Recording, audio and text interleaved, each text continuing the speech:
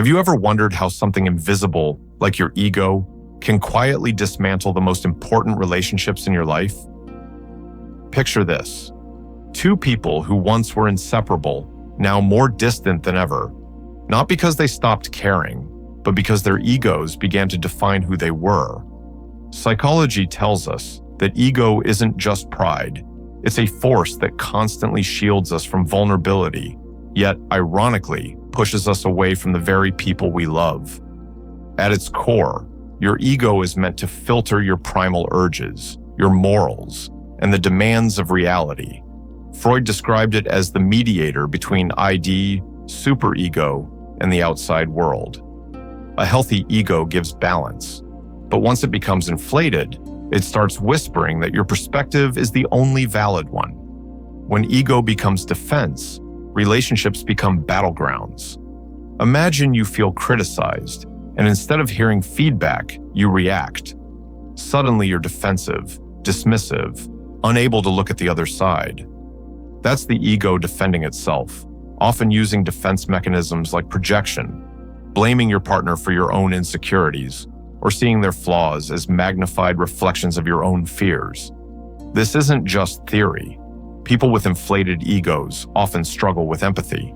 They prioritize their own narrative so heavily that they no longer truly listen. Conversations become tense.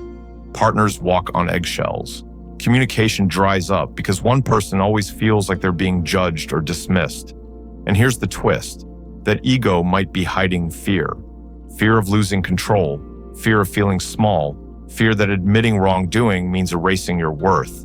So apologizing becomes unbearable, compromise becomes weakness, and empathy, a rare luxury. When every disagreement becomes proof that you must be right, resentment takes root. Withholding affection becomes punishment. Contempt blooms in the silence between two hearts that once beat in rhythm. Resentment turns into detachment, and before you know it, the love is faint beneath layers of hurt and pride. Then there's drama. Ego thrives on excitement, on being right, on needing attention, even attention through chaos. People driven by ego fuel emotional dysregulation. When feelings erupt out of proportion, boundaries vanish, and arguments spiral into guilt traps and control dynamics. That drama feels painful, but it's familiar, and familiarity feels safe, even if it hurts. In some dynamics, ego shows up as triangulation, inviting a third party into conflict to reinforce control. Suddenly, the partner feels excluded, manipulated, and alone, even if they stay. Ego's insecurity loves to pit relationships against one another to feel stronger. Even subtle biases feed into this. Illusory superiority, the tendency to see ourselves as better than average, can quietly damage a relationship. When one person believes their connection is superior or more special, they unconsciously minimize their partner's perspective, their challenges, their feelings. That better than attitude, a cognitive bias, leaves no room for real intimacy. There's also emotional symbiosis, when boundaries disappear and people over-identify with each other's emotional states. On the surface, this seems loving, but underneath it robs each partner of autonomy and fosters emotional dependency out of fear of separation, fear that without the other, the self dissolves. On top of that comes relationship contingent self-esteem, when your inner worth depends solely on how your partner treats you.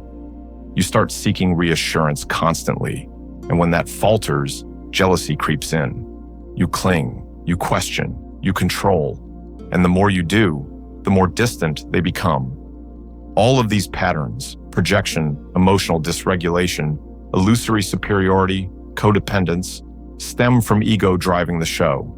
It blocks true love, it chokes intimacy, it kills joy.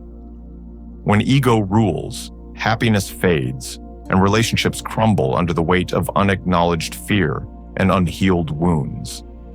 But psychology also shows another way. There's a shift from ego-system motivation, where one's identity thrives on self-centered validation, to ecosystem motivation, where care, connection, and mutual well-being take the lead.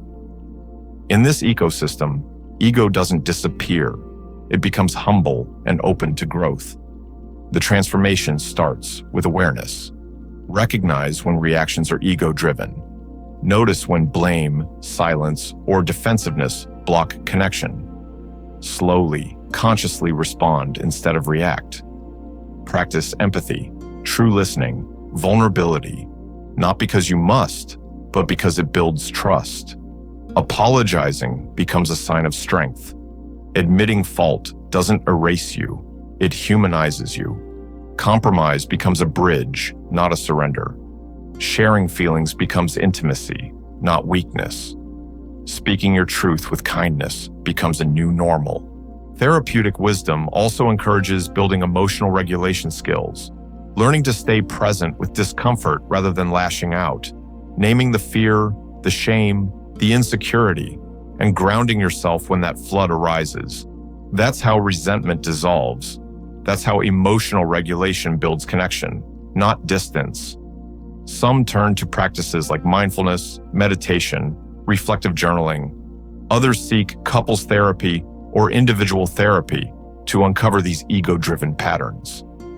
Counseling can help identify defenses like projection or reaction formation, pinpoint when you're acting opposite to your truth to avoid pain, then help you reclaim authenticity. Stories echo this.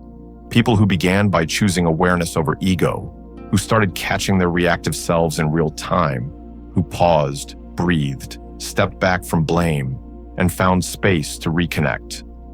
They shifted from ego love, conditional, controlling, to authentic love, unconditional, giving, compassionate. In the end, your ego isn't the enemy. It is part of who you are. But when it dominates, it builds walls. When it softens, it becomes one voice among many, not the loudest. When love becomes stronger than pride, relationships heal, walls fall, connection blooms. So next time you catch yourself pulling away, shutting down, or needing to prove a point, take a quiet moment.